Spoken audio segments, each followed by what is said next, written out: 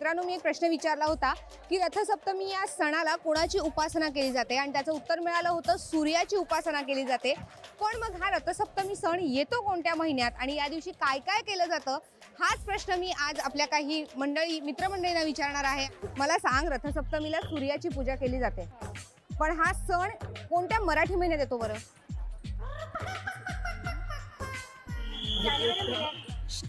कुठल्या कुठल्या? जानेवारी हा मराठी महिना आहे। मराठी महिना रथसप्तमी हा सण म्हणजे सूर्याची उपासना या सणाला केली जाते। हा सण कोणत्या मराठी महिन्यात येतो? येत नाही एवढं आठवड्याचं।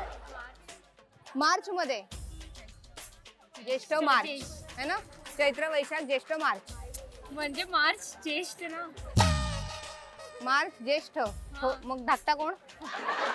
चैत्र चैत्र मराठी महिना कुठला तो सांग मला व्यवस्थित, हे उत्तर चुकीचं आहे। चैत्र वैशाख ज्येष्ठ आषाढ भाद्रपद अश्विन हे सगळे मराठी महिने। नाही सगळे, मग आता सगळे सांग मला। सिक्वेन्स नाही आठवत असं कसं नाही आठवत आहे? आठवेल, सुरू कर। चैत्र वैशाख ज्येष्ठ आषाढ श्रावण भाद्रपद कार्तिक अश्विन मार्गशीर्ष पौष माघ फाल्गुन। संपवलं मी एकदाच। बरं मला आता सांग तरी पण, रथसप्तमी हा सण कोणत्या मराठी महिन्यात येतो?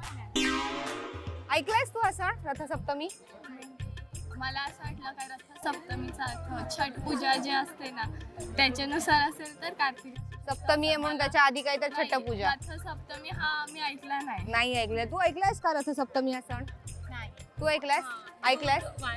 दूध अरे वा, थोडस माहितीये हिला, आपण सांगूया। रथसप्तमी हा सण म्हणजे सूर्याची उपासना आणि हा मराठी माघ महिन्यात येतो।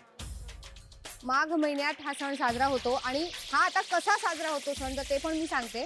या दिवशी ज्या स्त्रिया असतात त्या वृंदावनाजवळ रांगोळी काढतात, त्याच्यावर एक पाट ठेवतात, सूर्याचं चित्र 7 घोड्यांचा रथ आणि सूर्याचं चित्र काढतात एकत्र, त्याची पूजा केली जाते। आणि तू जसं म्हणाली तसं मातीच्या भांड्यात दूध ठेवून ते उतू घालवतात, म्हणजे आपल्या घरात धनसंपत्ती येते आणि सूर्यदेवाचा आशीर्वाद आपल्याकडे राहतो असं समजलं जातं। असा हा रथसप्तमी सण आणि हा बऱ्याच मराठी घरांमध्ये खरं तर साजरा केला जातो।